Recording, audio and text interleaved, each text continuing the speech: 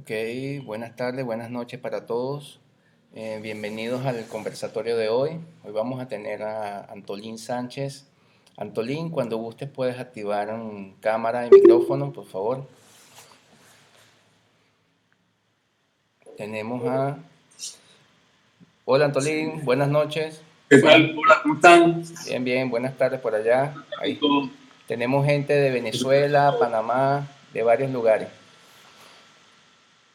Está bien, ¿me escuchan bien? Sí, sí, se te escucha bien. Bien. Muy bien, ya estamos grabando también el conversatorio, ¿ok? Hay 19 personas conectadas, siempre se van integrando, ¿ok? Durante la conversa. Así es que, como siempre, voy a hacer una breve introducción de Antolín para quien no lo conoce, y así damos tiempo de que ingresen las personas que faltan, ¿no? Por entrar. Antolín Sánchez nace en Caracas, Venezuela, en 1958. Es licenciado en Comunicación Social de la Universidad Central de Venezuela. Se inicia en la fotografía de forma autodidacta a los 15 años. Exposiciones individuales en Londres, París, Sao Paulo, Caracas y las principales ciudades de Venezuela. Ha sido premiado en los salones de arte más importantes de Venezuela y en el año 2000 recibió el Premio Nacional de Fotografía, máximo galardón de la disciplina en Venezuela. Representado en el Museo de Bellas Artes, Galería de Arte Nacional en Caracas, Archivo de la Cultura Urbana y Escala, Colección de Arte Latinoamericano de Essex University. Entre otras colecciones, fue columnista en los diarios venezolanos El Nacional y El Universal. Desde 1984 trabaja en el área audiovisual. Su experiencia incluye la dirección y guión de programas de televisión, videos corporativos y publicitarios. Como director de fotografía ha intervenido en cientos de producciones corporativas, publicitarias y culturales, incluyendo programas para HBO Latinoamérica y A&E Mundo, entre otros. Su obra Primera Parte fue seleccionada entre las primeras finalistas del Premio Planeta Novela 2017. Muy bien, Antolín. Bueno, una vez más, gracias por haber aceptado la invitación.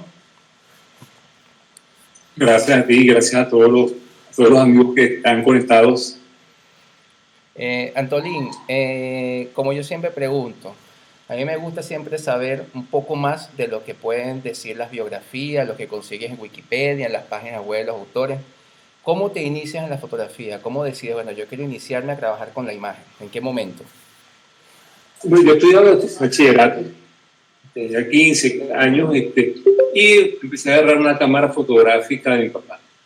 Que era un divertimiento, una diversión, y hacer fotos, bueno, con la motivación de donde estuviese. Iba a la playa, recorría la ciudad, absolutamente en forma lúdica.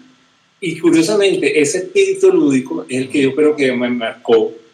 Es decir, ese inicio de un juego, diríamos que es una impronta que se mantiene en todos mis trabajos, independientemente que más adelante decidas que hay un trabajo que puede tener un sentido estético o político, claro, o narrativo. El elemento lúdico, el elemento de juego ha sido una constante. De hecho, yo creo que si un trabajo en alguna forma no me divierte, lo abandono. Una serie en particular, quiero decir. Lo que no quiere, ojo, a veces cuando en las diversiones pueden traer sufrimiento, trabajo, no simplemente claro, es que no hay que hacer esfuerzo. A veces hasta haces más esfuerzo porque precisamente te estás divirtiendo. Claro. Un poco como escalar una montaña, que el que es apasionado de escalar la montaña sufre, padece, pero lo disfruta. Bueno, un poco así. Es decir, es una especie de juego en el que te involucra al máximo muchos aspectos, ¿no? El personal, creativo, económico también. Claro. ¿Y en qué momento ya decides, bueno, voy a enseriarme con esto, voy a comenzar a trabajar de forma ordenada, voy a comenzar a trabajar en series, en proyectos? Veo que tienes proyectos desde el año 70 y algo para acá, ¿no? Sí, yo comencé a estudiar, inmediatamente que terminé el bachillerato, comencé a estudiar matemáticas en la Universidad Simón Bolívar, que era como la universidad premium tecnológica de Venezuela en ese momento.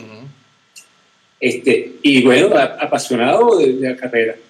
Y por un tiempo, alrededor de un año y medio, traté de apartar lo máximo que pude la fotografía. Sin embargo, ya estando dentro de la universidad en paralelo, la volví a retomar. Y me empezó a suceder algo. Poco a poco mi interés empezó a virar de ese mundo científico hacia de nuevo hacia la fotografía como forma de expresión. Y resulta que entonces, de un momento para otro, me sucedió algo impresionante. A mí me gustaban más las materias más abstractas, ¿no? En matemáticas ves algunas cosas que tienen en la carrera, algunas cosas que sí tienen una utilidad práctica casi inmediata, ciertos cálculos que los ves además junto a los ingenieros, etcétera, en el caso de la universidad.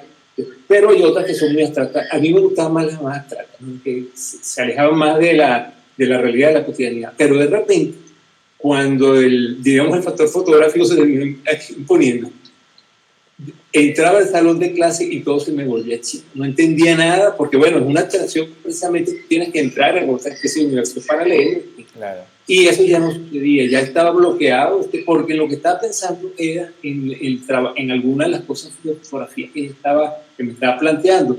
Entonces, bueno, luché con eso un tiempo, aproveché que un hermano mío está viviendo en Guadalajara, en México, me fui una temporada, ya regresé, volví a tomar la universidad, pero no hubo forma, es decir, ya diríamos que tenía algo más de la mitad de la carrera realizada, alrededor de terceras partes, pero ya no había vuelta atrás. Es decir, me interesaba mucho más definitivamente la fotografía, y bueno, peleas con familiares, amigos, etcétera, era la carrera.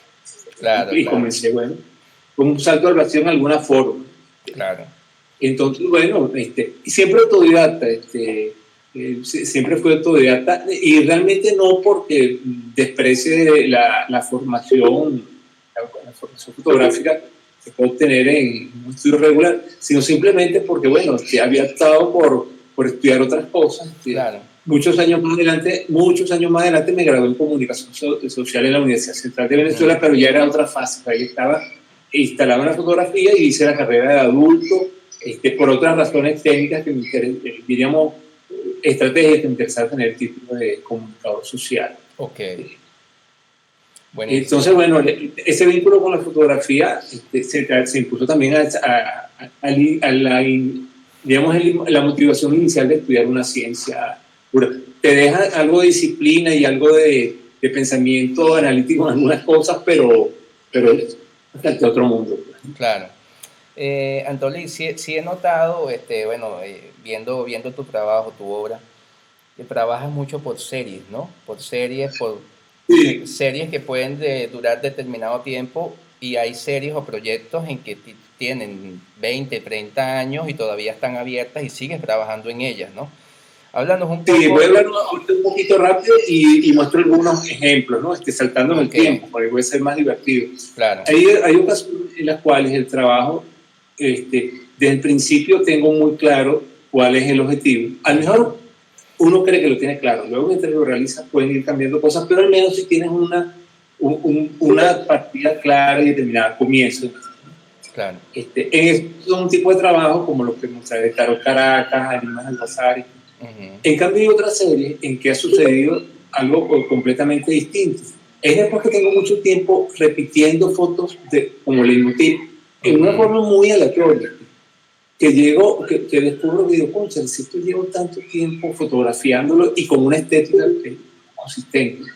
Eso, claro, eso yo lo llamo la serie sedimentaria, ¿no? Que se van como acumulando, con capas de sedimento que se van acumulando. Sí. Y entonces, claro, en ese momento la serie comienza a crecer en dos direcciones. Comienza a crecer hacia el presente futuro, porque bueno, ya empiezo racionalmente, o sea, conscientemente a perseguir ese tema, pero también sucede que crece hacia el pasado, porque empiezo a revisar el archivo, ya sea digital o analógico, y entonces descubro que durante décadas, en algunos casos, ese motivo fotográfico ha estado siendo capturado en una forma u otra.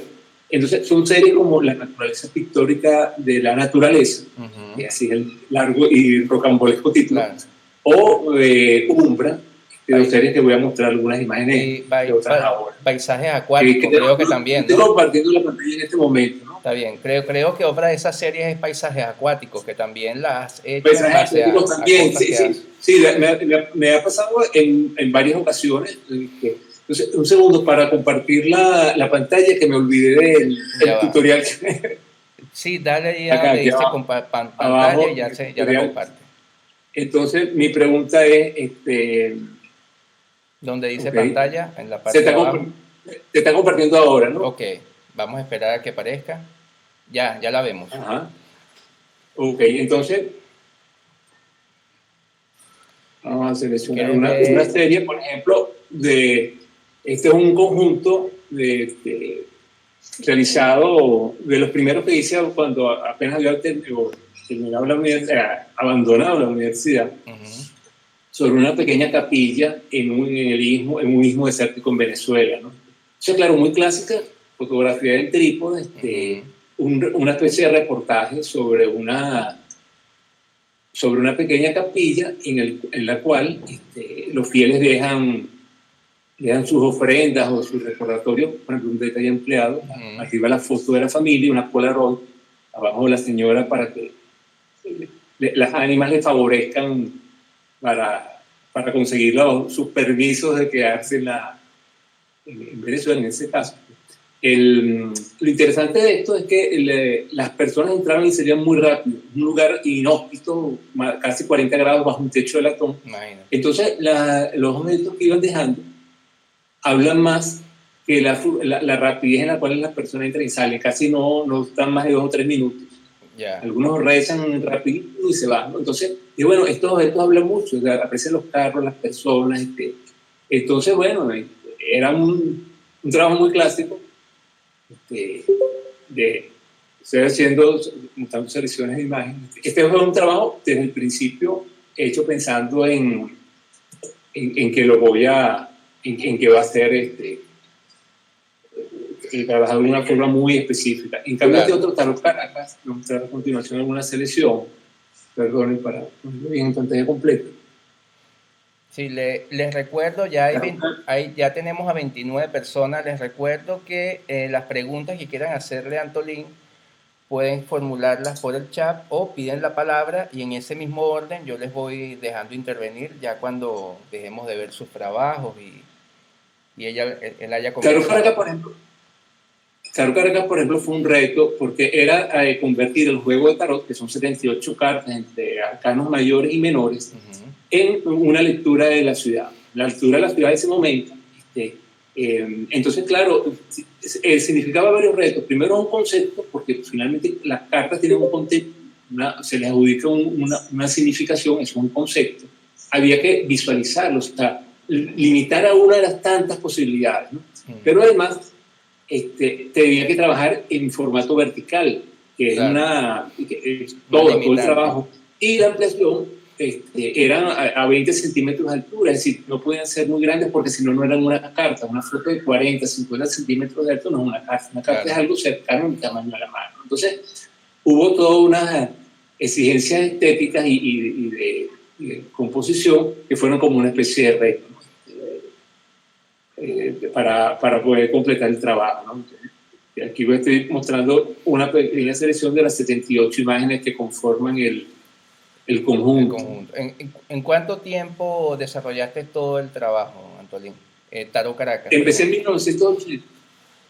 1980. En 1983 hice un primer corte creyendo que lo tenía listo y se lo mostré a un galerista ya difunto, el cual aprecio mucho, Jorge Godoy. Yo creyendo que ya tenía gran cosa, me echó una descarga tan fuerte que salí cabizbajo y al día siguiente el señor tenía toda la razón. Estaba corriendo más contra el tiempo y contra el apuro que claro, concentrándome en el hacer. Claro, entonces claro. Esa regla ha sido una de las mejores cosas que me ha pasado en la vida. Y bueno, me lo replanteé, vamos a dejar el apuro, la carrera. Y bueno, lo retomé. Cuando lo tuve listo en diciembre de 1987, este señor Godoy había muerto, pero expuso en su galería, se llamaba Viva México, el cual mantenían sus hijas en funcionamiento, también como un homenaje a él en alguna forma. Claro. Bueno, es decir, el conjunto, están viendo acá, los puse en una forma bastante parecida a esta, por lo siguiente, así como las cartas del tarot no se leen en una forma individual, sino en lecturas donde intervienen 7, 10, 15, el sistema de lecturas. Igual también sucede con las ciudades. Las ciudades no es una calle aislada o un edificio o 3 personas, sino es una intersección continua de elementos, ¿no? Claro. Entonces la quise poner de una forma donde obligaba que las cartas, en una forma aleatoria, no que están las de oro arriba, las de copas a continuación, sino de una forma entremezcladas, interactuasen, ¿no? Y el loco, la carta que está a la derecha, que no tiene números, un arcano mayor, pero sin números, fuera de orden, ¿no? El tarot del tarot nacieron las cartas tanto españolas como francesas, pero ya aplicadas al juego. Entonces claro. El loco es lo que dio lugar al Joker, que puede ser cualquier cosa.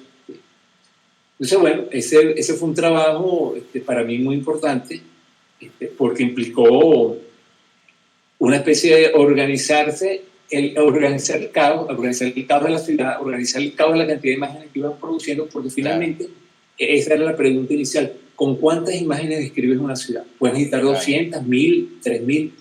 Lo que me pareció interesante del tarot fue la capacidad para sintetizar en solo 78 imágenes, 56 arcanos menores y los 22 arcanos mayores, toda una propuesta de universo de situaciones. Bueno, claro. Entonces ese fue el reto con este trabajo. Claro, me imagino que esa descarga, como la llamaste, te hizo entender eso de que hay proyectos en que no hay que presionarse con el tiempo, ¿no? De hacer las cosas rápido, sino de trabajar al ritmo que necesitas. Pues.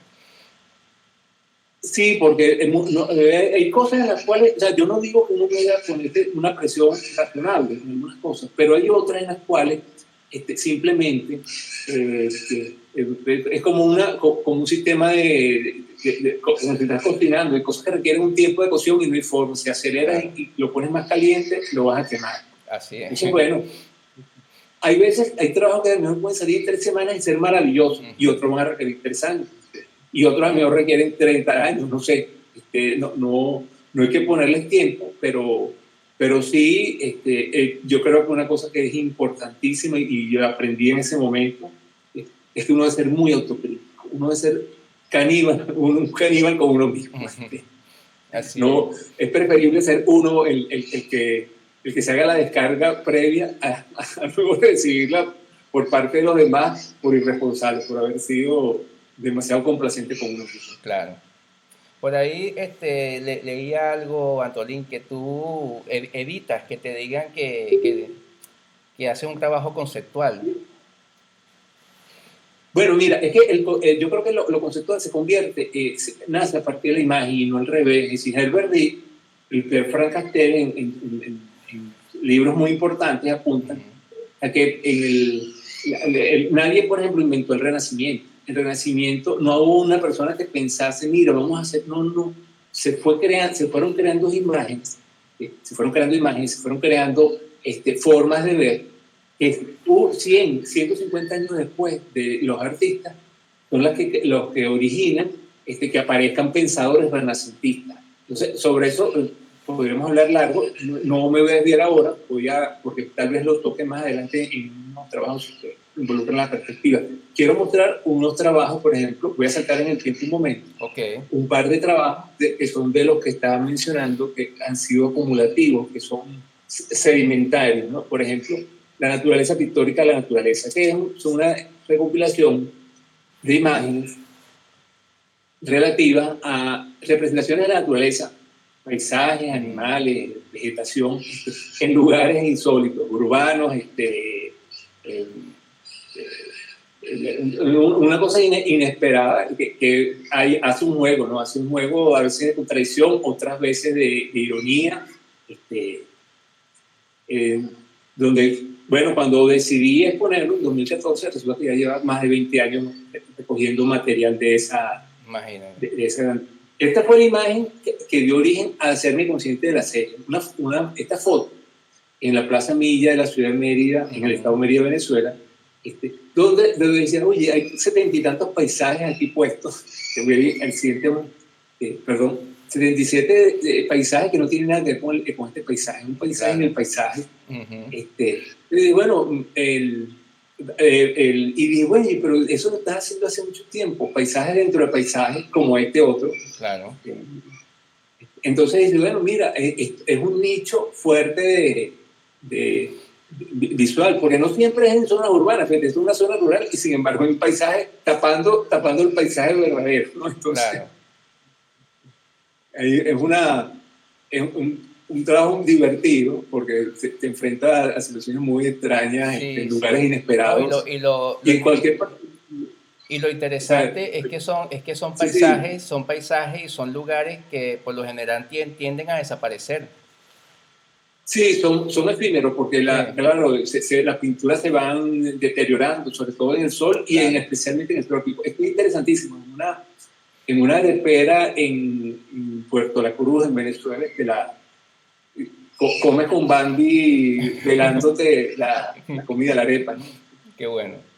O en Maracaibo, los carritos de coco, que además todos están pintados por la misma persona. Si ven la firma en la derecha, en la zona derecha inferior del carrito, es la misma firma. Ah, perdón, en este conjunto creí que tenía más de ese. Tengo fotografiado varios y siempre es el mismo autor. Qué bueno. Como leitmotiv que se repite bastante. En Londres otro tipo de representación de la naturaleza un poco salvaje y violenta. Pero... Qué bueno. Entonces fue realmente un trabajo exactamente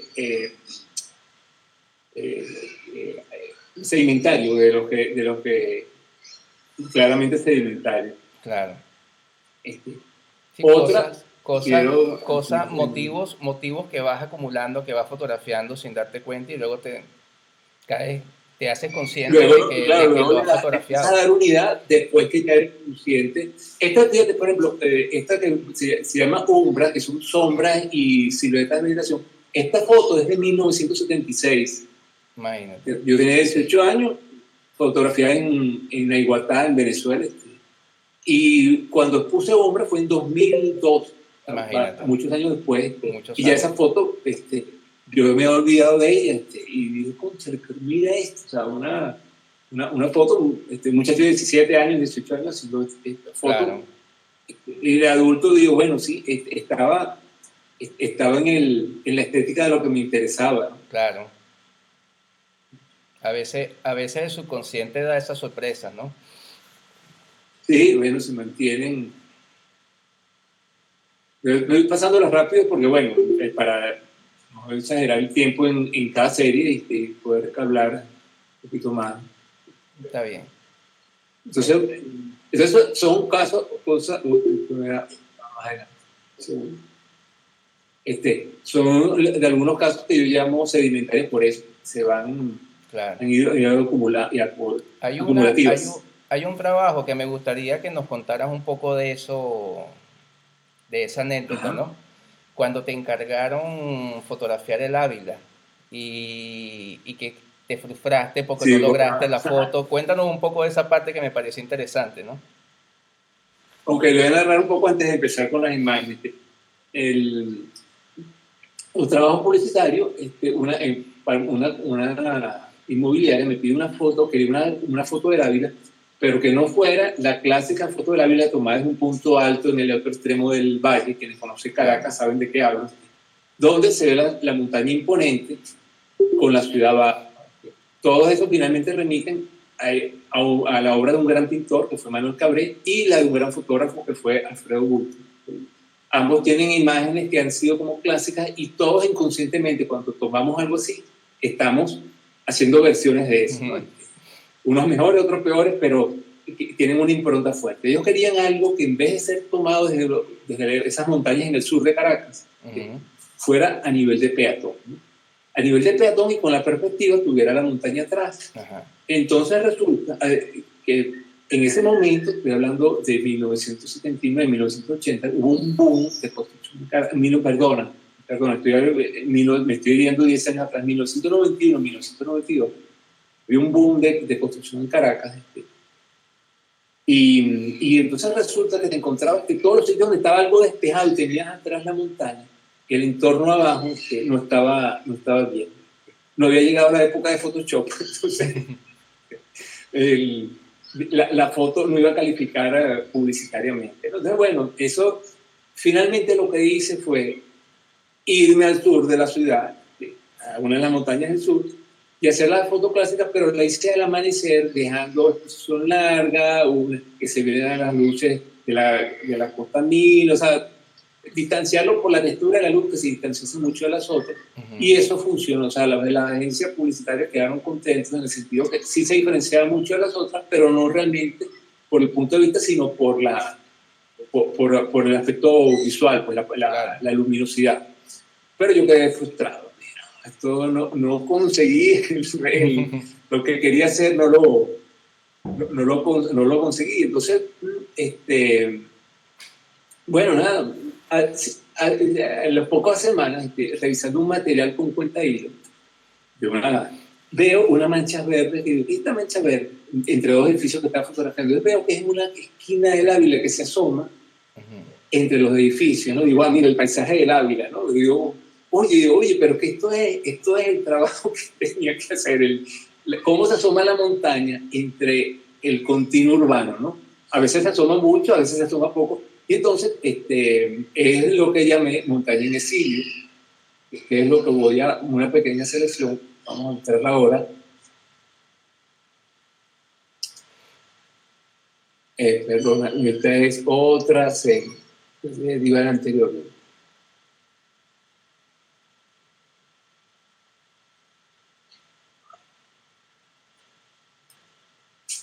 Entonces, esta serie va a la montaña vista a través por ejemplo, aquí una pequeña mancha verde dentro de todo ese continuo urbano. Claro. Aquí asomándose entre la autopista, aquí en el centro Simón Bolívar, en el centro de Caracas, un pequeño recuadro, un cuadro del Ávila. Aquí es un cuadro del Ávila, realmente. El reflejo en el Museo de los Niños del Parque Central. Otro cuadro del Ávila. Son cientos de imágenes que se han ido saltando, ¿no? Conformando siempre con este leitmotiv. Claro. Acá desde el mismo cuartel San Carlos, es una prisión, esta es la vista que tenían los presos del Ávila, ¿no? Entonces también un cuadro del Ávila. Claro. Esto es de lo que fue la casa de un gran amigo fallecido, un gran fotógrafo venezolano, Luis Brito. Esta es la vista que tenía del Ávila, esa pequeña esquina, y esta otra.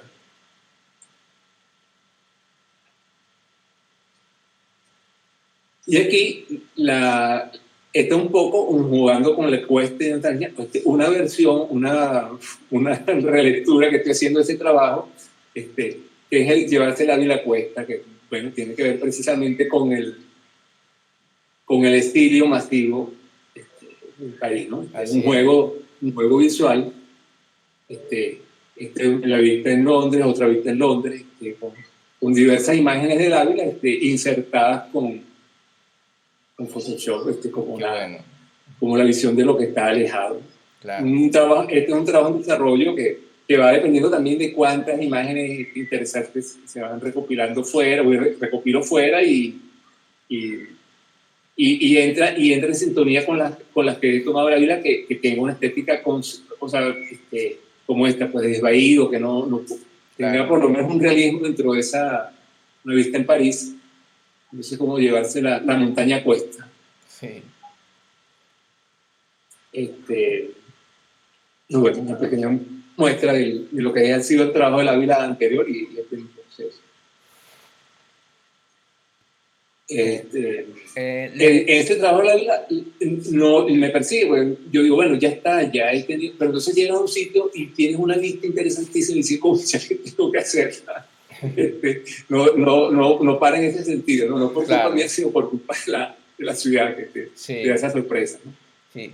Les recuerdo... otro trabajo sedimentario, ya que los tengo aquí juntos, los espacios acuáticos con unas extrañas son vistas acuáticas, vistas del mar, de ríos, de lagos, donde también entra en interacción con otros elementos del paisaje. Siempre con un elemento estético, plástico, que no sea simplemente la vista marítima.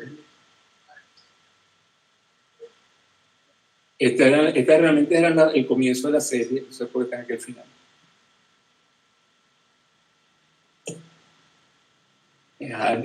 Déjame una pregunta, porque si no me pongo a mostrar imágenes como loco y eso yo creo que aburre. No, está perfecto porque la idea es que vayan conociendo, conozcan tu trabajo, los que no lo conocen, ¿no? Recuerda que hay gente en el grupo de por acá, de Montevideo, por supuesto, hay muchos venezolanos, pero hay gente también que no son venezolanos, ¿no? Que por cierto, por ahí cuando Sí. hablábamos del Ávila, el Ávila es una montaña, un valle una montaña que bordea, ¿no? Parte de Caracas. Por supuesto, Todo el norte de Caracas. eso. El norte de Caracas es esa montaña y no hay forma de estar en la ciudad prácticamente y no estarla viendo constantemente. Sí. La diferencia de altura es muy grande, los picos máximos llegan a 2.700 metros de altura y Caracas está en un promedio de 900 metros. Entonces tienes la montaña la tienes prácticamente encima. Entonces es una presencia a veces asfixiante, ¿no? Siempre es gratificante ese verde, pero a veces pesa bastante. Sí. Bueno, yo voy a mostrar entonces algunas series sí, hechas en paralelo, porque otra cosa es que muchos de los trabajos están hechos en paralelo. Aquí dice... Con una estética unas de otras. Por ejemplo, Ausencia en Latitud Luminosa es un trabajo hecho en los mismos años que el tarot. Y que la teoría de Babilonia es un trabajo que voy a mostrar después de este, que es una especie era mi fuga personal a una zona rural de Venezuela que se llama Paraguaná, una península, en la cual, bueno, simplemente le daba la rienda suelta a fotografiar ruinas, a imaginar situaciones y viera el escape de la ciudad. El escape de la ciudad, en una época que pasé bastante agobiado durante varios años, era el lugar para escaparse. Claro. Aquí están diciendo que por el contrario, que es maravilloso ver las imágenes, te dicen por acá. Bueno, gracias. Ok, entonces voy a mostrar, fíjate, esta serie que termino de mostrar es absolutamente contemporánea con esta otra, que era también hecha en paralelo al tarot, pero sin el freno de la composición. Ya era un momento que me sentía agobiado por la ciudad y yo le respondí haciendo un trabajo en una ciudad que estaba perdiendo el alma, destrozando los cielos, ¿no? Es decir, rompía los negativos. Estas son rupturas reales, rompía negativos. Y al ponerle un ampliador entraba el negro absoluto. Claro. Se llama La Caída de Babilonia, esa serie. Qué bueno.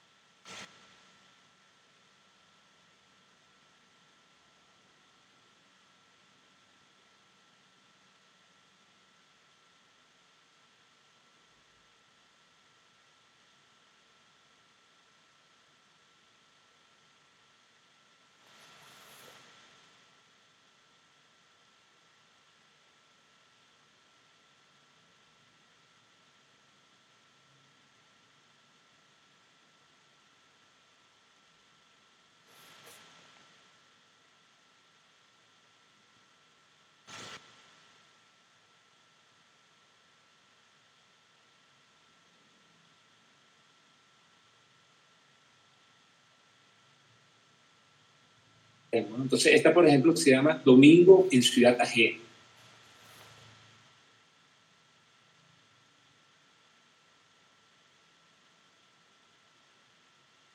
Esta otra Fuga Insomne. aunque muestre cada foto por separado, aquí para que se aprecie mejor, piensen siempre que es la interacción de las cuatro, ¿no? De la secuencia. No están pensadas como si la obra fuese cada foto de forma individual. Señales inciertas, se titula esta obra.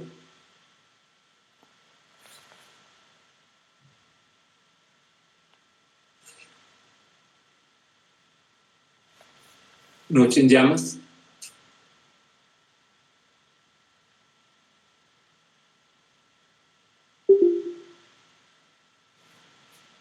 La abstracción.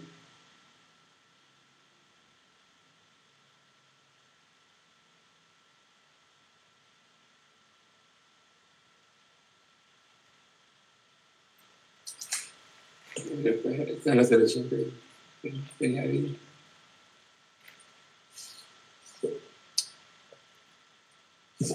Las siguientes imágenes pertenecen a una serie donde exploro el movimiento. Son imágenes de danza, pero lo que menos me interesaba en el punto de la danza, me interesaba era la exploración de la exposición prolongada, ¿no? Curiosamente son fotos donde, tú sabes, normalmente la fotografía se asocia a un espacio y un lugar. En estas fotos desaparece el lugar y lo que queda es el movimiento. Claro. El movimiento, pero es un momento prolongado. Pues son exposiciones de medio segundo, un cuarto segundo, 2 segundos. Esa serie es la que se llama B, ¿no? B, en B, le he cambiado varias veces el nombre, siempre alrededor de B. En B, Reflexión en B fue el título inicial. Me parece ahora que más práctico decir en B. En B. Es bueno, supongo que casi todos conocen que es el tiempo en fotografía que queda a discreción del fotógrafo, que no está predeterminado por el dispositivo de la cámara, que sea un 15avo segundo, un 125avo o 2 segundos, sino que simplemente mientras uno mantenga presionado el disparador, se produce la exposición.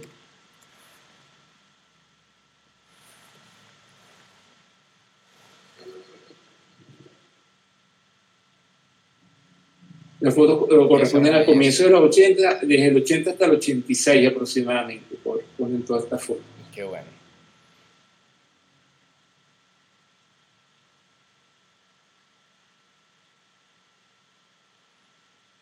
Sí, es un poco lo opuesto a lo que te busca un fotógrafo que hace este tipo de fotografía, ¿no?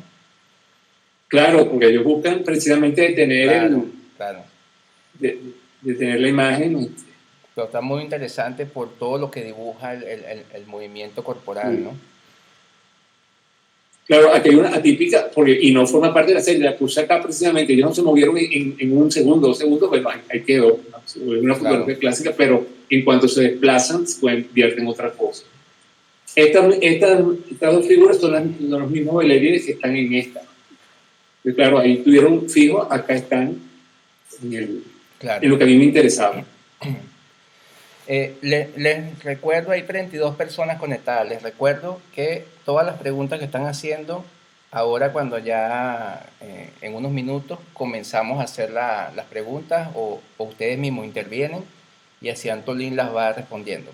Entonces aprovechen y escriban por el chat pidiendo la palabra o formulando la pregunta.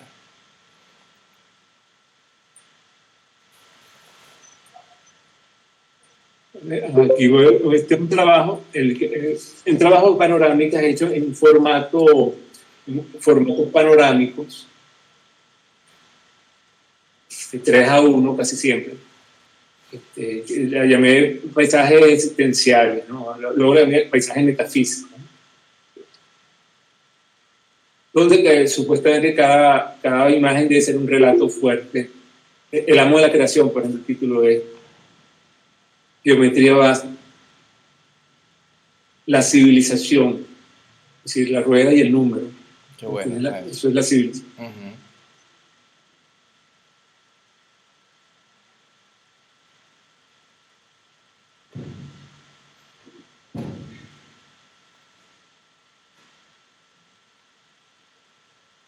En tránsito, sin cultura esto.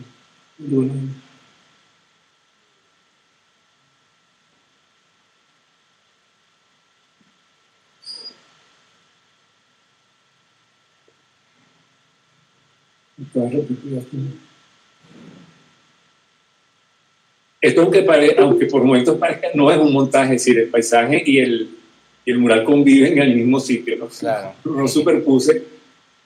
Qué buena está esa.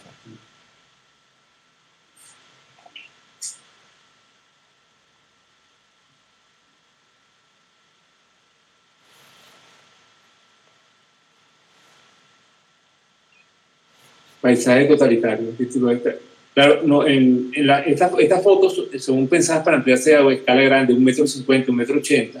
Claro. Y entonces hay ciertos detalles que en la escala que se van a estar viendo en el monitor, abajo a la izquierda, en la zona de la pared blanca, hay una especie de afiches rotos que tienen el mismo dibujo del ojo que está en la pantalla. Y, o sea, hay unas cosas que cuando la foto estuviese ampliada a 1,50 m, la ves, aquí en la pantalla no se ve. Claro. Entonces, bueno, se pierde un poco. Disculpe que lo tenga que explicar, pero bueno, sí. En estas fotos específicamente sí que están pensadas por una escala con esto, mayor. Esto es hecho con una panorámica, Antolín, pensando en eso, Sí, en esas dimensiones. Con un negativo, voy a pasar un momentico a imagen, cómo te desactivo un momentico la pantalla aquí. Ahí. El negativo es de este tamaño. Este es un negativo de esta cámara. Un negativo 6x17. Muy bien, por eso que te aguanta esa ampliación. Sí, entonces claro, permite trabajar. Ahora ya realmente no estoy trabajando con esa cámara porque la película se ha vuelto un problema, conseguir, etcétera, etcétera, y entonces, bueno, nada, asumo el trabajo en forma digital, tratando de mantener la proporción, ¿no? Claro. Es decir, porque finalmente es más importante que la herramienta, es el discurso. No porque no tenga esa herramienta uno va a abandonar la relación. Esta foto, por ejemplo, esta es una foto hecha con ya una cámara digital, incluso relativamente primitiva, una foto de 2005. Y bueno, la forcé a mantener la proporción, a trabajarlo, convertirlo en blanco y negro, porque cuando estaba ahí en ese momento no tenía la cámara panorámica. Entonces, bueno, claro. Y creo que si no me hubiera dado la luz para hacer, porque era muy poca luz. Entonces, bueno, usar la herramienta, adaptar la herramienta a la necesidad expresiva, que es lo más importante. Claro. Esa serie.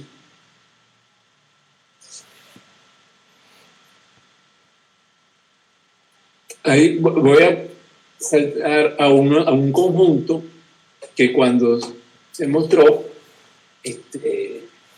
era es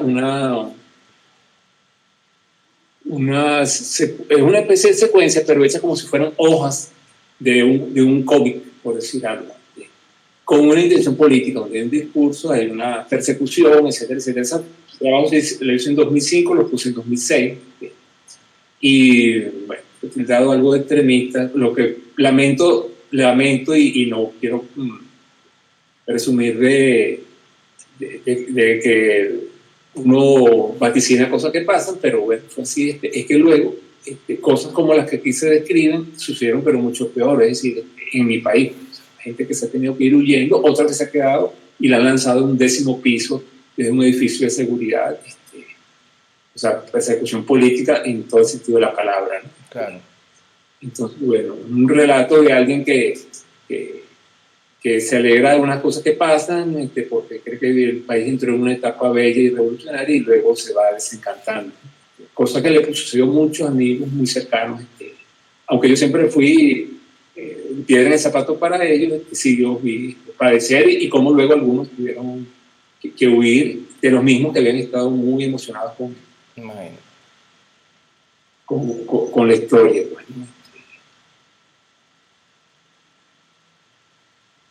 He narrado en primera persona, como recuerdo a 2 amigos que padecieron eso.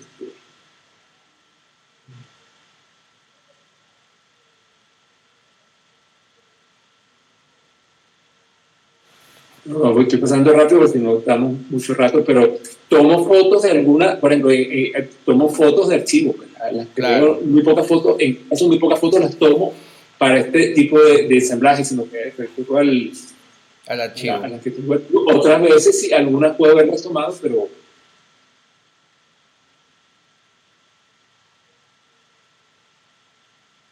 Esta es por ejemplo, la página quinta, la última página.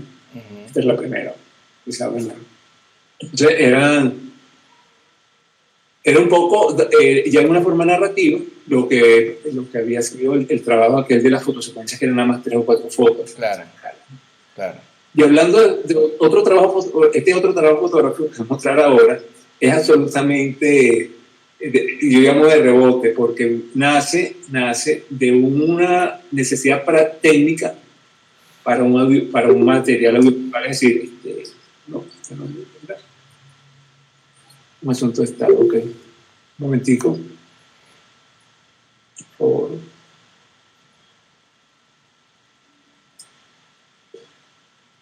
Entre 2004 y 2005 tenía propuesta para producir un largometraje de ficción. Yo había escrito el guión, donde, inspirado en El Gran Inquisidor de Dostoyevsky. El Gran Inquisidor es un cuento que está inserto dentro de los hermanos Karamazov, como si lo hubiera escrito Iván Karamazov. Dostoyevsky agarra ese relato que ya lo tenía hecho previamente, hace varios años antes, y lo encasqueta en la mitad de los hermanos Karamazov. Entonces, bueno, quienes conocen el cuento saben que tiene una carga política muy fuerte.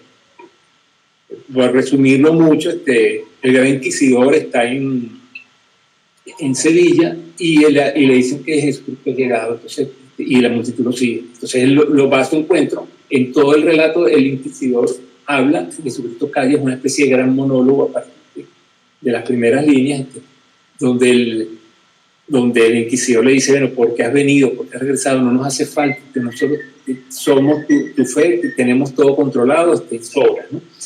Entonces, bueno, llevado a la realidad venezolana en el momento, me pareció que era perfecto para cosas lo que están sucediendo con la relectura de la historia. Entonces, para el largometraje hice, con unos muñequitos, hice a escala, hice una escenografía y la retraté para el storyboard. Esto era un storyboard inicialmente. Una amiga hizo, agarramos unos muñequitos, esos que son articulables, e hicimos la foto. Para que luego fuera mucho más fácil. Con ese storyboard íbamos a filmar en muy pocos días, todo el mundo tuviera claro desde dónde era la cámara. Ajá. Y los actores también tuvieran una recreación previa. Eran como 300 fotos que formaban el storyboard. El proyecto se frustró más de una vez, tuvimos un arranque, en un momento no había recursos, cuando hubo recursos hubo miedo, empezaron a suceder cosas típicas de represión en un país autoritario, y finalmente el proyecto se canceló. Yo me quedé con las fotos y digo, ¿cómo esta foto? Entonces era como un juego, ¿no? Y dije, oye, ¿y qué tal si las empezamos a manipular? Y bueno, decidí el storyboard convertirlo en una especie de dibujo animado, pero en vez de dibujado, fotografiado. Claro, ¿no? Fotografía animada, y poner un relato, probé filtros, etc. Entonces... como una especie de historieta, algo así. Exactamente, historieta, probando color blanco y negro, hasta que entonces, bueno, finalmente lo armé. No lo he mostrado físicamente, aunque está todo listo para mostrarse físicamente, porque también hay miedo de poner esto. Y no sé si lo terminaré convirtiendo en una publicación. Entonces, bueno, en la historia, 2 secuencias. Una secuencia en un lugar donde hay altos personeros del Estado, en un sitio donde no hay, el único sitio que tienen, donde pueden hablar sin micrófono, que es en un sótano del Palacio de Gobierno, porque el presidente ha desaparecido. Y la otra secuencia, esa es la primera secuencia, lo que pasa ahí. Y la segunda secuencia, el presidente como un personaje que nadie sabe de dónde apareció, y que esa segunda secuencia es la que utilizo prácticamente de forma directa el texto de El Inquisidor. Yeah. Por supuesto, la segunda, esta es el inicio de la segunda secuencia.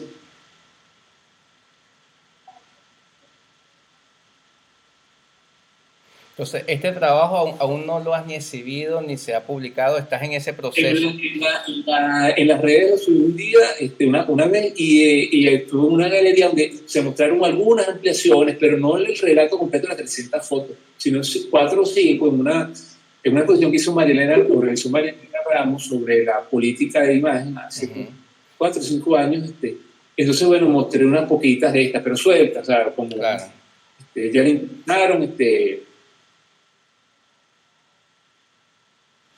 estos textos que están acá son casi copiados, porque de repente donde decía religión pongo democracia, pero es casi lo mismo. Digamos que estoy aquí, si viviera me podría demandar perfectamente para subirle por copiado, copia y pague. Sí. Estoy con el elenco, con los elencos de actores y actrices, autorretratos. Entonces, no fue estrictamente un trabajo fotográfico, pero se convirtió en esa. Claro, claro. Aquí hay unas imágenes también que tienen intención política. El hombre nuevo. El título de esta foto es 916.044 kilómetros cuadrados, que es el territorio, el área del territorio de Venezuela. Perdón, esto saltó a otra cosa, no sé por qué.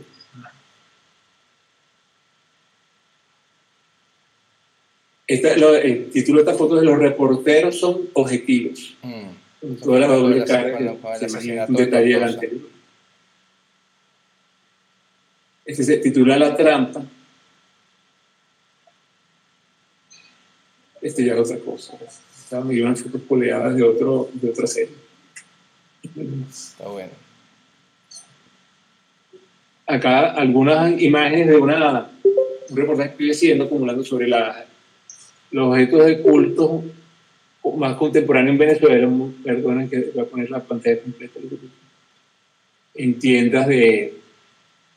las tiendas de santería, entonces era el culto a lo que llaman la corte malandra, es decir, a este personaje, Ismaelito, le ponen velas, le rezan a un personaje que murió, un delincuente sanguinario, entonces como una estrella para hacer, digamos, para mucha gente, pues, lamentablemente. Sí. Y su novia.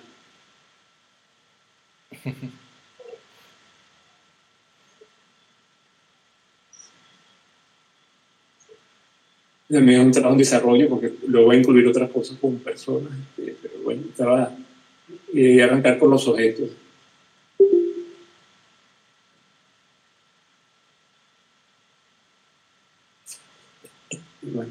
Eso es un objeto de culto.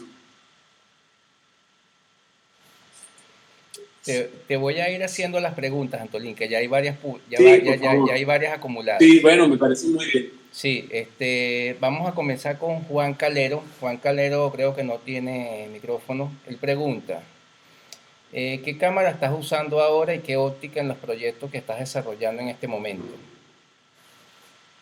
Mira, estoy usando me aparece loco, pero estoy usando una Canon EOS M, esa cámara súper compacta, porque me permite salir a la calle. Claro, le pongo la óptica dependiendo de qué trabajo estoy haciendo. Una de las cosas que estoy haciendo ahorita, por ejemplo, es un trabajo sobre el brutalismo arquitectónico en Caracas.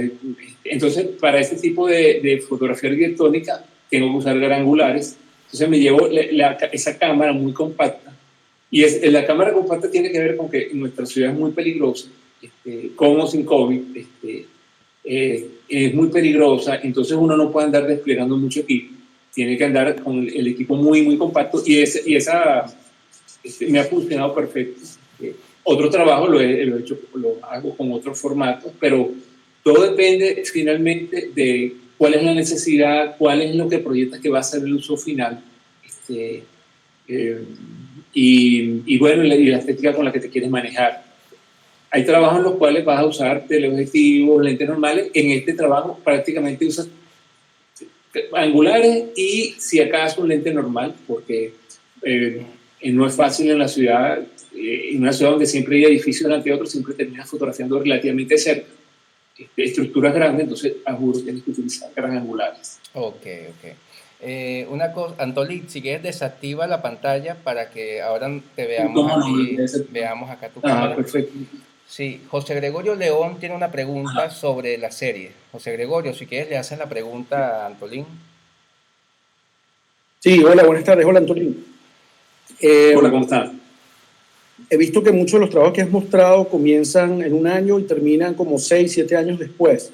Entonces yo supongo que tú vas intercalando las distintas series y vas como distribuyendo el trabajo en cada una de ellas, ¿cierto? Sí, voy trabajando en paralelo, porque ya te digo, esa lesión que tuve cuando era joven con este Jorge Godoy, esa lesión la aprendí y dije, bueno, no forzar, si el trabajo no está absolutamente seguro de que lo que tienes tiene fuerza, que es lo que quieres contar, o narrar o mostrar, no te apures, no te apures, sobre todo cuando quieres ya mostrar una selección amplia, una cosa que para un salón puedes agarrar una foto, dos fotos y mostrarla. Bueno, eso es una cosa relativamente fácil, ¿no? Tener una buena foto, pero cuando quieres un conjunto que sea expresivo y que sea más o menos original, oye, generalmente lleva más trabajo. Digo, tampoco es una ley. Ya digo, aquí llega y hace un trabajo en 3 semanas y es una maravilla y fabuloso y bueno, nada, es así, pero que no es lo común. Es que eso, la maduración se va dando con mucho trabajo, mucha reflexión sobre por qué lo estoy haciendo así, cómo puedo enfilar mejor la necesidad expresiva, porque además, no solamente cuando tomas la foto, luego antes cuando la copiabas, ahora es cuando la editas, entonces vas recreando la historia. El fotógrafo es el que dispara la foto, pero el autor es el que luego decide qué muestra y qué no, y cómo lo muestra. Claro. Gracias. Gracias. Inger Pedreañez. Si quieres, haz la pregunta, Inger.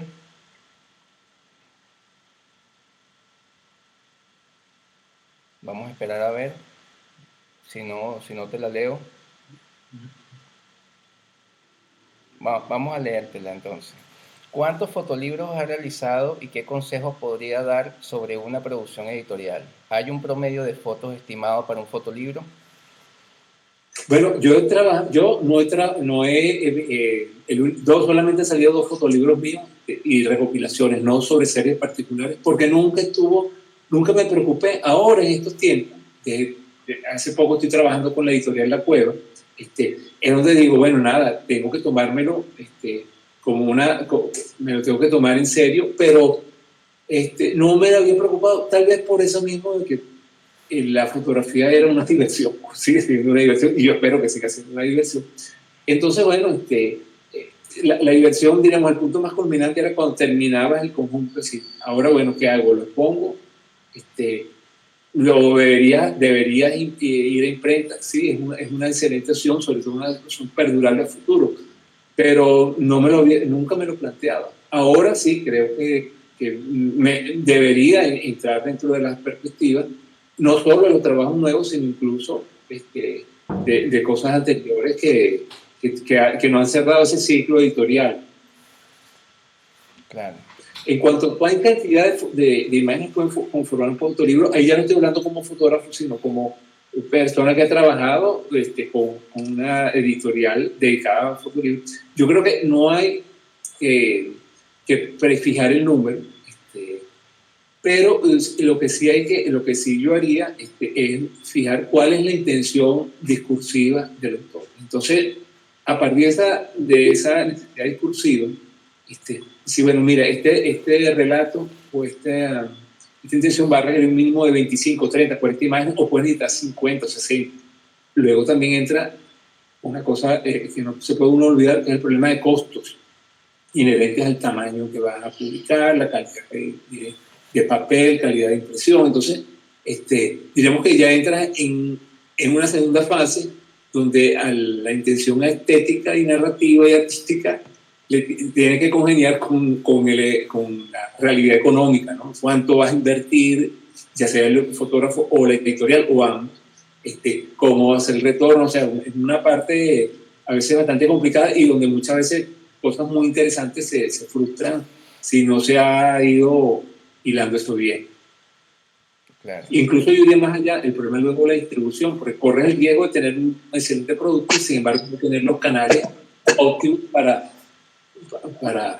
hacerlo llegar al público que te interesa. Entonces, digamos, es un punto un poquito difícil, ¿no? Ese paso.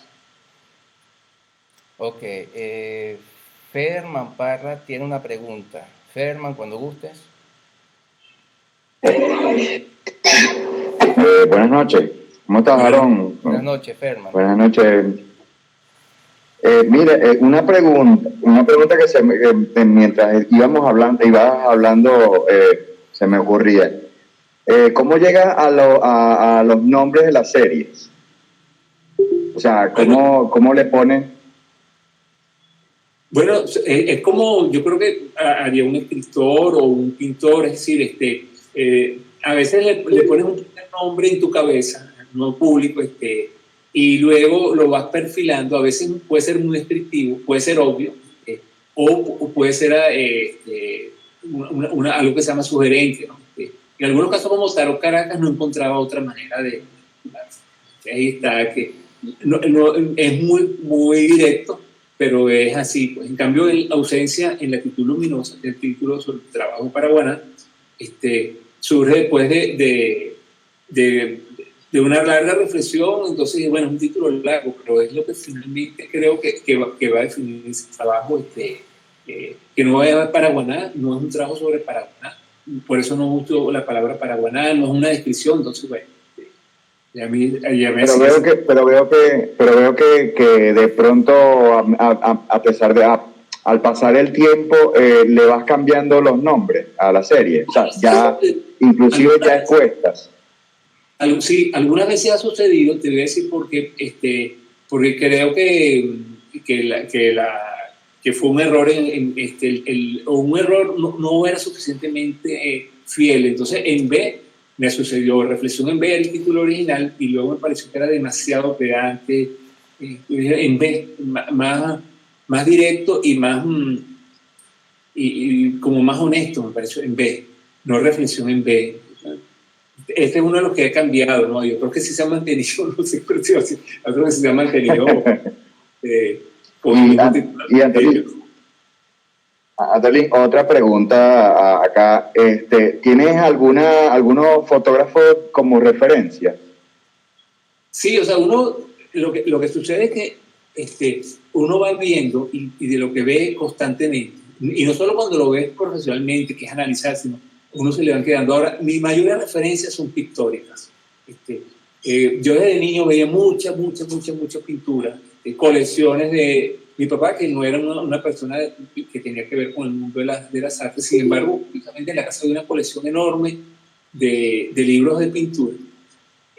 Y esa fue mi referencia, horas y horas viendo libros de pintura, y ahora de adulto, de hace unos cuantos años para acá, mi teoría sobre la fotografía es que no debería estudiarse como una disciplina que comenzó en 1830, sino realmente, y esto a mucha gente le causa error, sino como una continuación. O sea, el origen de la fotografía deberíamos situarlo a comienzos del siglo XV, alrededor de 1420, 1430. Es cuando se instaura y poco a poco se convierte en la forma predominante de ver la perspectiva lineal. Lo que sucede en 1830 y alrededor es simplemente que se cambia una técnica por otra, pero la forma de ver es la misma, y eso es lo más importante, mucho más importante que si es sobre un soporte químico, un soporte pictórico o un soporte digital. Es que la relación con el espacio que se crea, que crean inicialmente los pintores en el siglo XV, es la misma que en la fotografía. Desde ese punto de vista, la forma de ver de la fotografía no es tan novedosa. Eso no lo digo como una crítica, pero no cree que la fotografía, la fotografía tiene 600 años, su forma de ver tiene 600 años, independientemente que la disciplina oficialmente tenga mucho tiempo, ¿no? Entonces, es una forma de ver muy asentada primero en el mundo occidental y ahora en el universo, porque esa forma de ver no era la dominada en ninguna parte del mundo hasta el siglo XV, y en algunos lugares hasta hace 100 años. Gracias a la fotografía se terminó de universalizar. De la fotografía siguieron el cine y la televisión también, tienen esa impronta asociada. Y fíjense que entramos en un problema. La forma de ver el espacio que se genera en el Renacimiento se asocia a que las cosas más lejanas son más pequeñas. Entonces ahora estamos en una realidad donde no es así. O sea, estamos conectados ahorita a 40 personas y tengo mejor comunicación puede estar en este momento que con mi vecino. Entonces, esta forma de ver de la fotografía está entrando en contradicción con lo que estamos viviendo en la cotidianidad. Entonces, es interesante plantearse eso si en alguna forma, si uno no reflexiona sobre eso, la fotografía puede simplemente ser una forma hasta, diríamos, arcaica de entender el espacio cuando el espacio lo estamos viviendo y la realidad de otra manera. Claro. Esto, bueno, yo sé que me levanta mucho, pero es así y hay que reflexionar sobre eso. Claro. Rafael Garantón tiene una pregunta. Rafael, ¿puedes hacerla? Listo. ¿Sí me escuchan bien, no? Sí. Sí. Ok. ¿Qué tal, Antonín? Bueno, un gusto. Mi pregunta es la siguiente, ¿no? En relación a que tus series son abiertas, ¿no? Porque en cuanto al tiempo de ejecución, que puedes ir sumando piezas, ¿no? A lo largo del tiempo. La pregunta es, ¿los temas como tal los eliges antes de desarrollarlos o cuando ves un juego de tu psique, en este caso de esas repeticiones, es que le prestas atención a ese tema del subconsciente y le empiezas a desarrollar como tal la serie? Pues sucede de las dos maneras. Es decir, hay series, como dije antes, el Tarot Caracas, por ejemplo, sí fue desde el comienzo, el objetivo fue crear las 78 imágenes, entonces estuvo focalizado en eso desde el comienzo. El trabajo sobre Paraguaná también, por ejemplo, lo que he mostrado, no me he referido a lo que...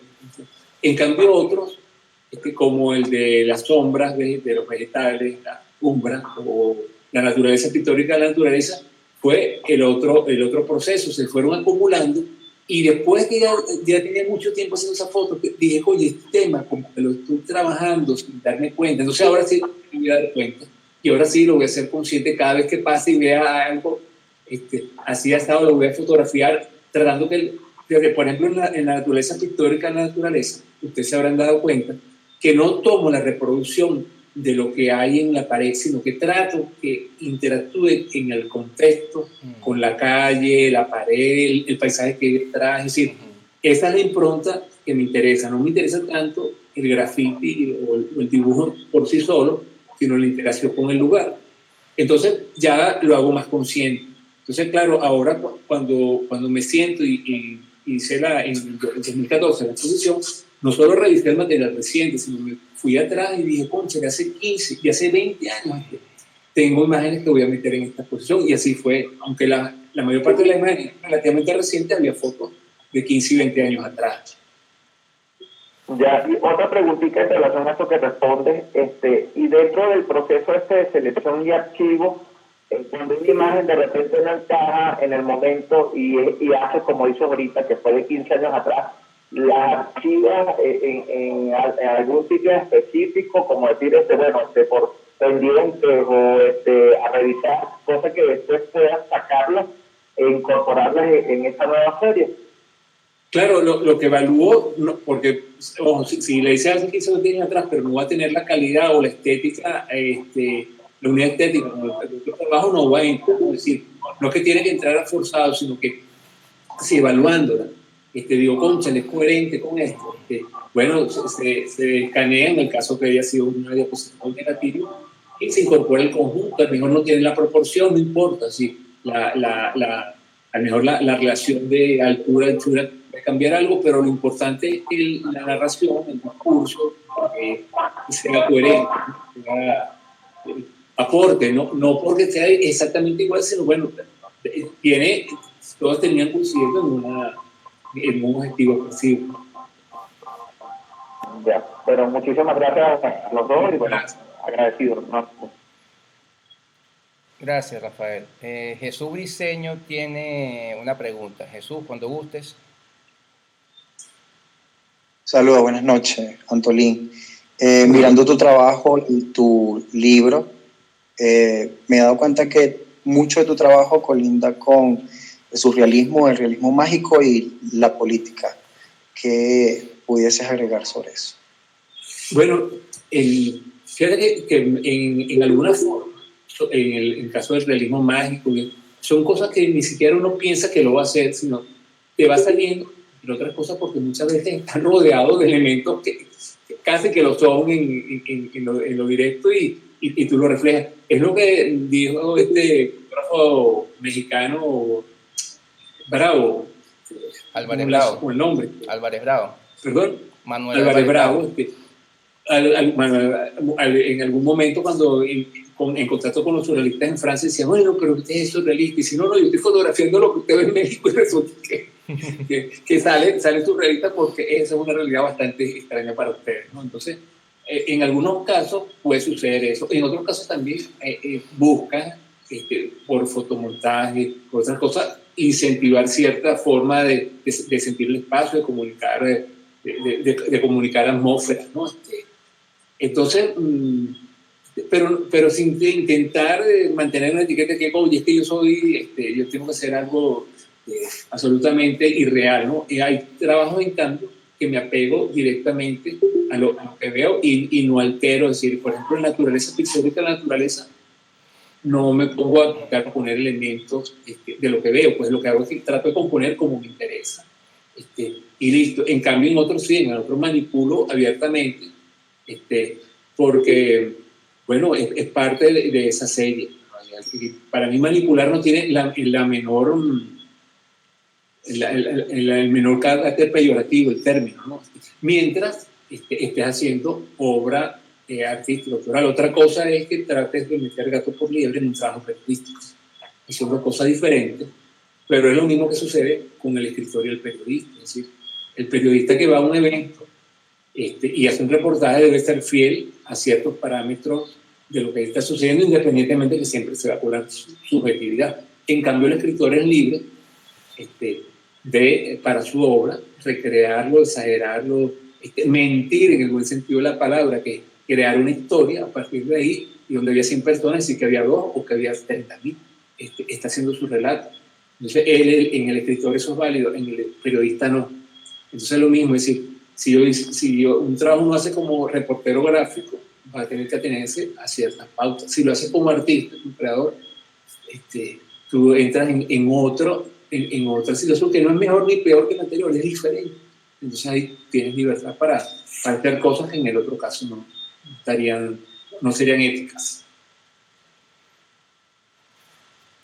Buenísimo. Tenemos alguna pregunta de Gili Hurtado. Te la leo porque tiene el micrófono dañado. ¿Nos podría conversar un poco sobre cómo es su proceso a la hora de crear diálogo entre sus imágenes al momento de realizar su serie, para darle la secuencia? Espera, ¿puedes repetir un segundo? Sí, ¿nos podría conversar un poco sobre cómo es su proceso a la hora de crear diálogo entre sus imágenes al momento de realizar su serie, para darle la secuencia?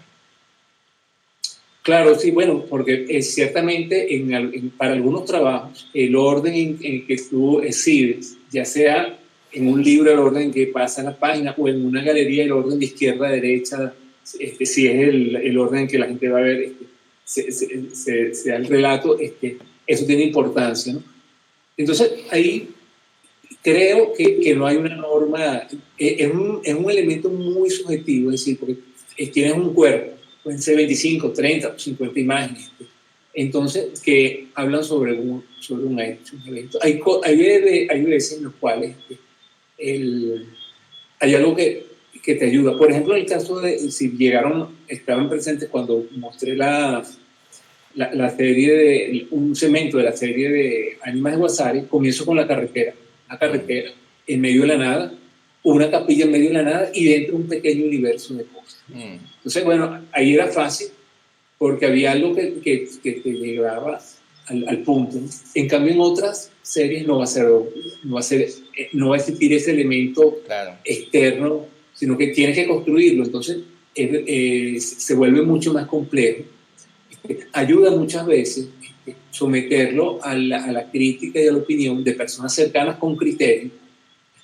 A veces no muchas, ciertamente el viejo refrán de que muchas manos ponen el caldo morado, eso es cierto, pero sí algunas voces que sean de gente que pueda ser, no necesariamente amiga, a veces puede ser alguien que tenga criterio, tú dices, mira, pedir ayuda en esos casos está bien, me parece, porque de repente muchas veces el autor, cuando está muy metido,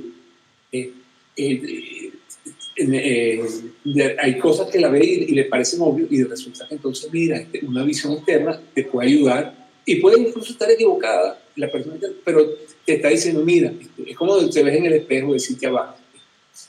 Yo mismo me muevo el pelo para otro lado, no, entonces, no sé, no creo que haya una fórmula para todos los conjuntos, porque bueno, además cambian tanto los trabajos, cambian tanto las intenciones. Claro. Pero es una pregunta muy interesante porque es difícil. Sí, claro. Sí, uno por lo general tiende a ser muy subjetivo, como muy sentimental con su propio trabajo, buscar a alguien más objetivo, sí, ¿no? Y más crítico en ese momento también. Juan Calero añade una pregunta, dice, ¿disparas en blanco y negro? No, bueno, como estoy trabajando en digital, estoy tomando color y luego transfiero a blanco y negro, porque bueno, he aprendido, tuve que reaprender en algunas cosas a fotografiar. Voy a mostrar un momentico, voy a saltar un momento a pantalla completa, un trabajo que estoy haciendo sobre el brutalismo en Caracas, como dije antes. Un segundo. El brutalismo es un movimiento arquitectónico, no tiene carácter peyorativo ese término, por cierto. Denota la escuela predominante en la arquitectura mundial entre más o menos 1960 hasta los 80, donde el concreto era una parte importantísima de la forma de expresión. No se tapaba el concreto se exhibía crudo, de ahí viene el término brutalismo. Y entonces, bueno, Caracas está llena de importantísimos íconos brutalistas, edificios brutalistas. Estoy haciendo un trabajo sobre eso. Se llama Ilusiones en concreto. Porque también hay una reflexión sobre lo que eso significó. Y el trabajo me parece que tiene mucho más fuerza en blanco y negro.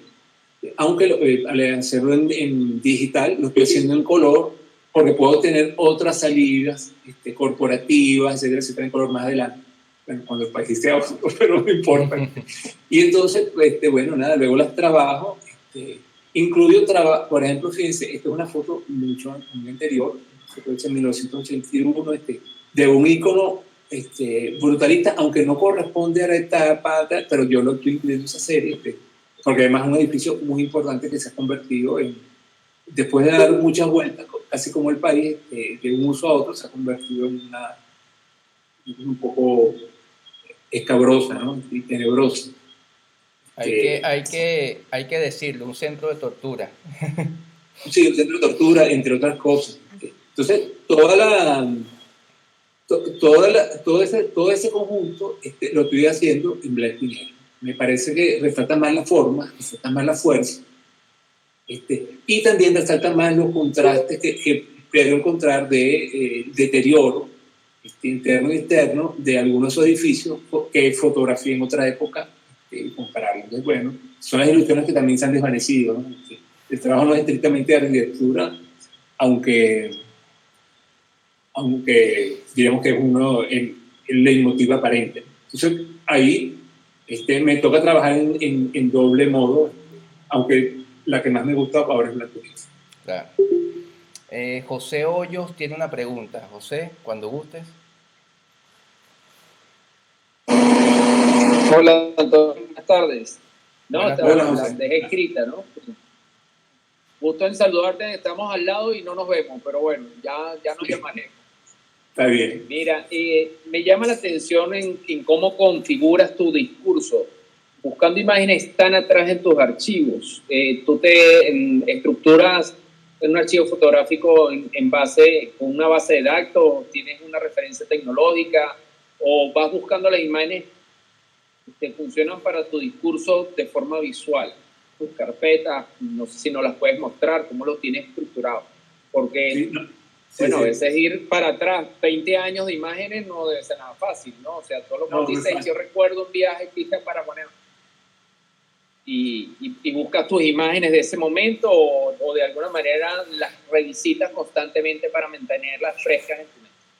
Gracias. Bueno, fíjate, el material nuevo digital sí ya entra directo en una base de datos.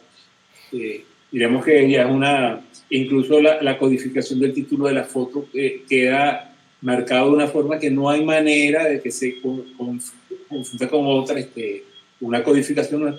Y lo que estoy haciendo poco a poco es escaneando y revisando materiales antiguos. Cuando llamo antiguos es lo de las bases analógicas sobre películas, que ya lo tenía ordenado en alguna forma, pero no como una base de datos como tal, sino como una especie de Carbes antiguo, donde tenía ordenadito qué hoja de contacto tenía tal material, ¿no? Y en la propia hoja de contacto de la fecha, etc. O sea, un orden mucho más modesto que el de una base de datos, pero sí útil, en el sentido que tampoco tengo que perder lo que me he confesado a algunos colegas, que perder 2 o 3 días buscando los materiales de un material antiguo, no tardo ni lejanamente ese tiempo, ¿no?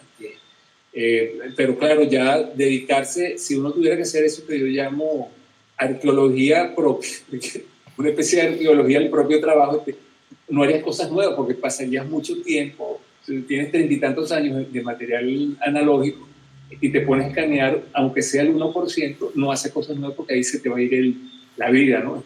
Pues el escaneo y luego la optimización del archivo. Recordemos que no solo el momento que sale del escáner, sino que luego tienes que limpiarlo, mudarlo, etc. Entonces, lo estoy haciendo con las imágenes que me interesan para alguna serie en particular. Pero sí, es verdad, si en una organización el material es como si no se tuviera, porque si no lo encuentra, es como si hubiera desaparecido. Correcto. Okay, pero es cuando lo buscas porque necesitas el negativo, pero más bien mi pregunta relacionada de cómo mantienes esa imagen fresca en tu cabeza. Bueno, vamos a ver, si tú estás diciendo un discurso y quieres una imagen bucólica en el desierto, ¿qué imagen vuelve a tu sentido? Decir, ajá, eso fue de tal año y lo busco, pero de repente, ¿qué otros desiertos ves? ¿Cómo los buscas?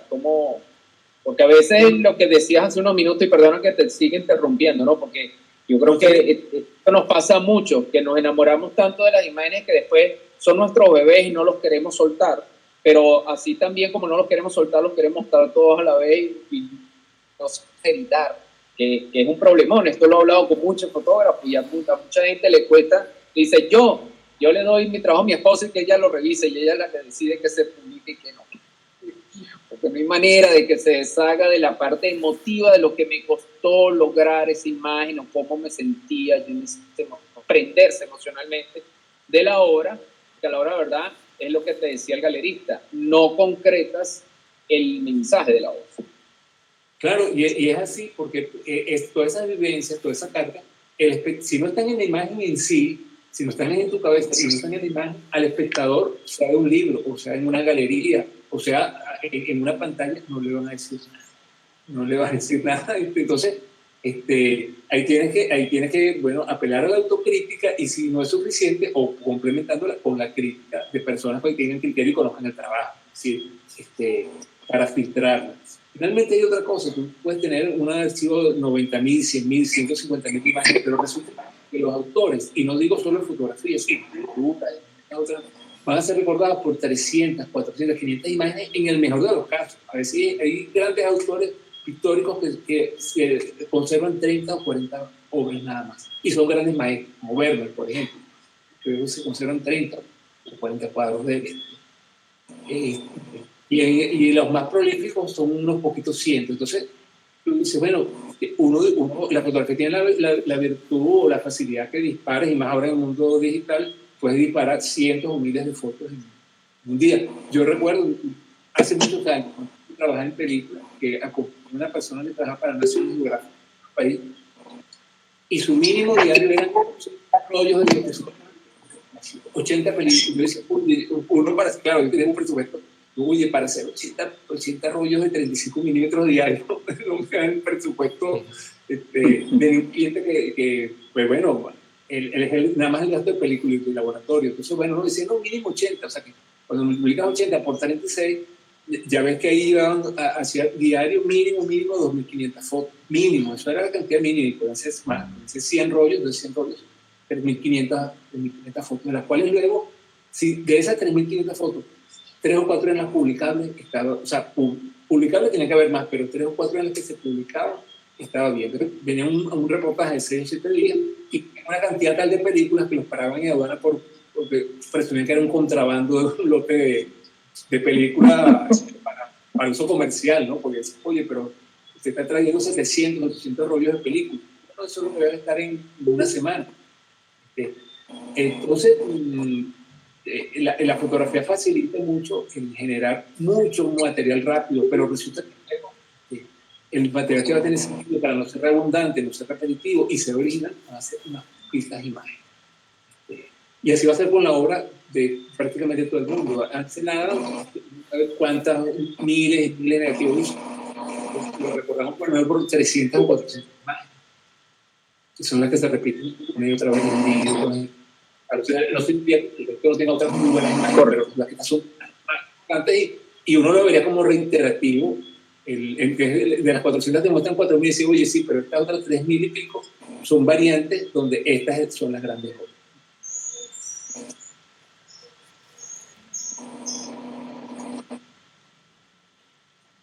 Ok, hay una pregunta la última pregunta te la va a hacer Mauricio, de Talbo Escuela Mérida. Mauricio, cuando gustes.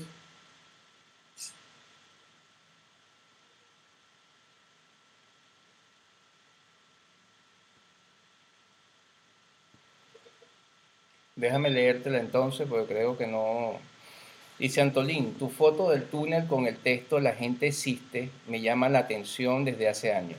El mensaje de esas 3 palabras es muy poderoso y tu fotografía muy bella.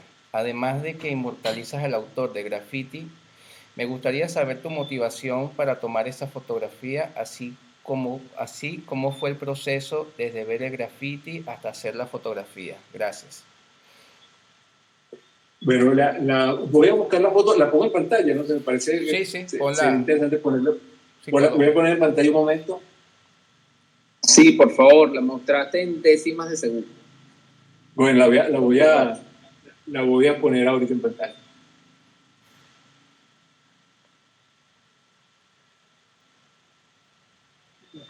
Aquí rápido.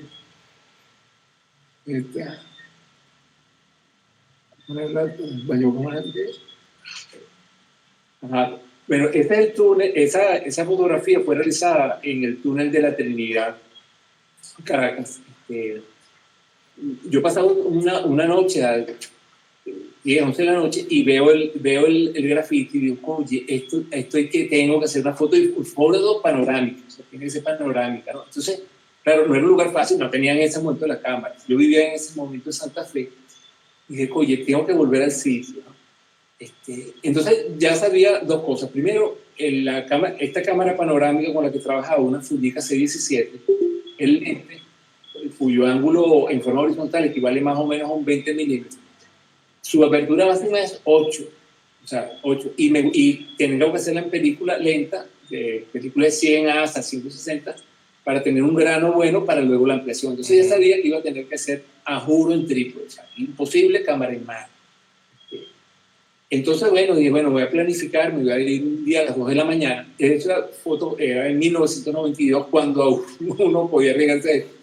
Estaciono, el graffiti estaba más o menos a unos 100 metros de la entrada, cuando uno iba desde la Trinidad a Caracas, o sea, de la entrada de la Trinidad. Entonces, estaciono, me orillo en la entrada del túnel, en un área donde hay un sitio donde podía estacionar con seguridad, sin quedar atravesado el carro. Bueno, me bajo con trípode, me está pegado o sea, lo planifiqué y así lo hice, ¿no? Llegué a las 2 más o menos las 2 de la mañana, me instalé y empecé a hacer las exposiciones. En promedio eran de 16, 20 segundos. Recuerdo una cosa comiquísima, pero no pude fotografiarla porque llevaba una cámara 35, pero sin flash, porque no estaba planteado nunca usar flash. Y se apareció caminando por este borde a la izquierda, un borde, y se paró delante de la cámara, pegado de ese borde, durante más o menos un minuto, pero no deja de moverse, y yo estaba apenas cargando la película, ¿no? Y dije, oye, sería una foto un poco fuerte y extraña. No era agresivo, pero él estaba más extrañado que yo. ¿Qué hace este tipo acá? Entonces, bueno, cuando ya tuve la película, el señor se acercó para ver cómo era la cosa y se fue, y dije, bueno, no, yo no voy a ponerlo a postar en algo para que si estaba, lo hubiera fotografiado, pero no, claro. Me quedé siempre con esa frustración. Entonces, bueno, hice variantes dejando pasar vehículos para dejar la traza de la luz trasera, hice variantes hacia la otra dirección, pero finalmente este era el ángulo que tenía más fuerza, con la oscuridad al fondo, es decir, el conjunto de hojas, al ver las hojas de contacto, finalmente no tuve duda que la que están viendo era la que me interesaba. Claro. Entonces, bueno, era una pequeña aventura. Siempre uno pasa un poquito de temor en esa época, pero bueno, ahorita no sé, si fuese en el presente, uno se lo pensaría muchas veces más bueno, no es por cosas que uno le cuenten, sino por las cosas que efectivamente pasan y uno ha visto. Entonces, claro. Digamos, bueno, esa es la pequeña historia. 1992, en mayo, de año.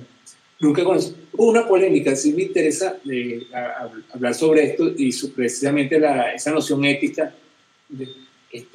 Cuando mostré esta foto en un salón, una persona de la que no voy a mencionar ahora, me dijo que sí, me preguntó en una forma bastante agresiva si yo había hecho el graffiti. Porque si yo había hecho el graffiti, la imagen dejaba de tener importancia. Entonces, claro, yo no lo había hecho realmente, pero si lo hubiese hecho, digo, oye, pero vamos a sentarnos, vamos a ver la foto. O sea, esta foto la ve una persona en Tokio o la ve un caraqueño dentro de 3 años o dentro de 20 años, estamos haciendo ahora.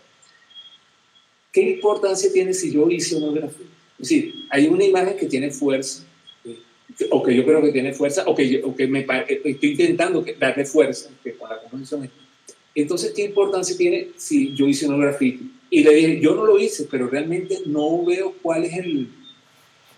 Es más, y si lo hubiera generado digitalmente, esa es la pregunta que en ese momento no se la hice porque no tenía las herramientas para hacerlo, ni siquiera en forma masiva la fotografía digital. Pero ahorita le pregunto lo mismo, si lo hubiéramos hecho digitalmente, es decir, si estás haciendo un documental, ahí viene la palabra, un documental sobre los grafitis en Caracas, entonces sería una estafa. Pero si estás haciendo imagen en forma expresiva, ¿no? Porque, y que es lo que me interesaba a mí, ser expresivo con la imagen. Claro. Entonces, esa pequeña polémica me dio mal sabor de boca, porque finalmente lo que había era esa noción de que la realidad, el fotógrafo, a diferencia de los artistas en otras áreas que intervienen, porque el artista interviene, entonces como que el fotógrafo tiene prohibido intervenir. En un momento viene esta dualidad de la que hablamos antes. ¿Estás haciendo fotografía documental o estás haciendo fotografía de... En un caso yo creo que es perfectamente válido intervenir, independientemente que no lo haga, pero si lo hubiese que hacer sería válido. En el otro caso no, porque bueno, está tratando de fotografiar las cosas sin intervención. Claro. Bueno, es una pequeño cuento de esa... Está buena, está interesante esa anécdota. Bueno, Antolín, de verdad muchas gracias por tu tiempo, por la conversa. Agradecido. Ahora vamos. Bueno, gracias a todos ustedes por la paciencia y bueno, cualquier otro comentario, mi correo es muy sencillo, Antolín con la inicial del brillo @gmail.com, para cualquier comunicación, perfectamente. Uno agradece todos los comentarios, críticas, de una forma de enriquecer el diálogo que es esto. Claro. Bueno, vamos a hacer la foto, la captura de pantalla con los que quieran activar la cámara. Sería otra foto del grupo. Ajá, hacer la foto de grupo. Bueno. Vamos a dar unos segundos allí a que activen sus cámaras. Ahí sí estás viendo, ¿no? Las caritas como empiezan a salir. Sí, viendo que se están abriendo las pantallas, claro que sí. Vamos a dar tiempo a ver quién más quiere aparecer.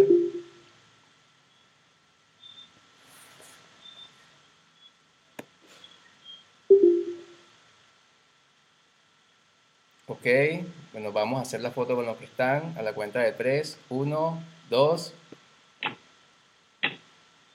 Perfecto. Gracias. Muchas gracias, Antolín. Gracias a todos. Gracias. Bueno, nos vemos el próximo sábado a la misma hora, a las 19. Vamos a estar con Douglas Monroy, hablando un poco de sus proyectos y de sus proyectos editoriales y todo eso. Bueno, muchas gracias a todos entonces y hasta luego.